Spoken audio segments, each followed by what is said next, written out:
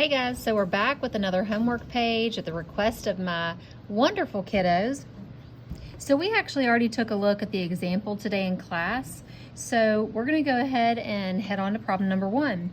It says, use the fraction bars to find 3 3/8, which is right here, 1, 2, 3. And I can see that these 3 are already shaded out of the 8. And we're going to subtract 1 1/4.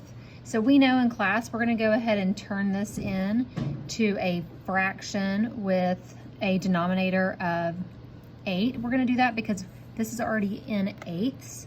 So I've got to do that by multiplying by 2 because I know that my 4 is going to turn into an 8 by multiplying by 2.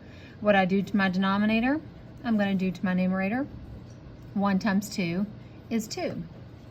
So now I'm going to take away 1 whole, and it doesn't matter which one of these 1 wholes you take away. I'm just going to take away this one, and 2 of the eighths. So there's 1, and there's 2 eighths. So how many do we have left over? 1, 2 wholes, and 1 of my eighths. And then in class we talked about how could we just double check our work if we don't feel real comfortable doing models. Well, let's do just the math part of it. 3 minus 1 is 2. 3 minus 2 is 1, and we know our denominator stays the same. All right, now we're going to come down and we're going to do the 6 5/6 minus 4 1/3. And of course, if we list out our multiples of 6 and 3, 6, 12, 18, I could keep going. 3, 6, well, I'm going to stop there because I see that 6 is in common for both 6 and 3, and because sometimes we like to be lazy, we're going to keep this one as it is. 6 5/6, why do more work if you have to, minus 4, and I'm going to turn this 3 into a 6. The way I do that is by multiplying by 2. What I do to my denominator, I'm going to do to my numerator. 1 times 2 is 2. Now here's where we kind of take a pause and we look at our 2 numerators. I want to make sure that I can do 5 minus 2. If I can, if that's going to give me a positive number, I can go ahead and move on. Now if these were reversed, I would have to take a pause here and then I would regroup. But we don't have to do that in this case. It's a kind of easy one. 6 minus 4 is 2. 5 minus 2 is 3/6. Now I'm going to ask myself here, this looks kind of familiar. Can I reduce this? Sure I can. I know that I can divide both of these by 3. So I'm going to get 2 1/2 is my final answer. So the back side says, sometimes it's helpful to rewrite mixed numbers in a form that includes a fraction greater than 1. We were doing that a lot in class today. We were using some improper fractions. That's what we call those. So they've given us a number line to help us if we need to, but my class is pretty good at this. So the way we do this is we multiply our denominator by the whole number and then we add our numerator. So in this case, 6 times 1 is 6 plus 2 more makes 8. And then when I look here, I see that they've already just pulled out 1 whole. So that means they've taken out 1 whole, which would be 6/6.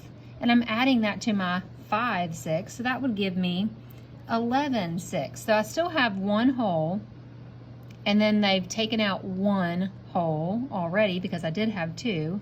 So this 11 is comprised, I should say, of 6/6 plus 5/6. Then of course we have our 1 whole. Let's do this one.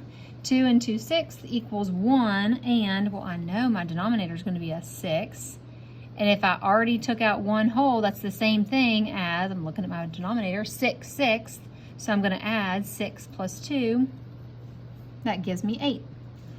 Down here, if I remove a whole, that would mean I have a whole number of 2. My denominator is 6, so 6 plus 1 would give me 7.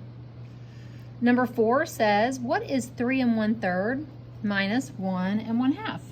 So I'm going to list out my multiples of 3 and 2. 3, 6, 9, 12, 2, 4, 6. I'm going to stop because I see that they both share the number 6. So I'm going to rewrite 3 1/3 into something over 6. And I would do that by multiplying by 2. So 1 times 2 is going to give me 2. And then I'm going to have 1 1/2. I'm going to rewrite that with a 6. To turn my 2 into a 6, I have to multiply by 3. What I do to my denominator, I do to my numerator. 1 times 3 is 3. Now, here we have a problem. We've encountered one of the problems that we've been encountering with our work like we did in school today. I can't do 2 minus 3, so I have to take away 1 whole here.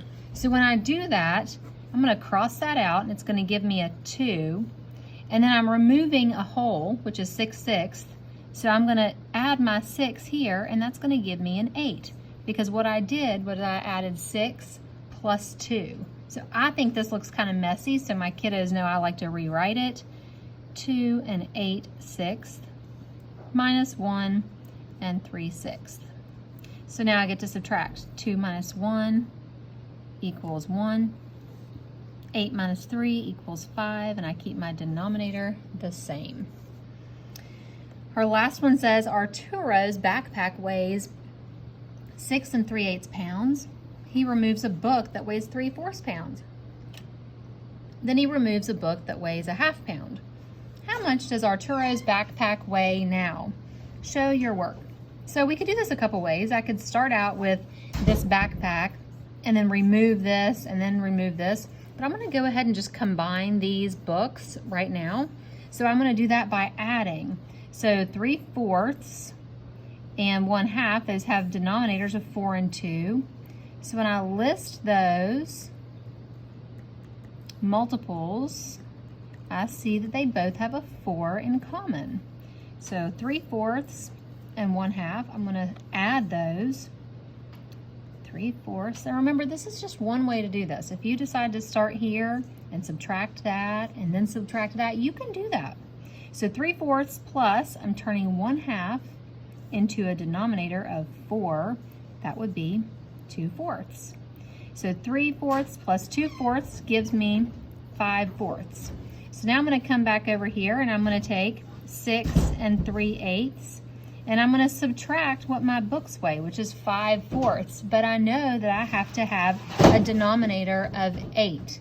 So to do that, I know my 4 can turn into an 8 by multiplying it by 2.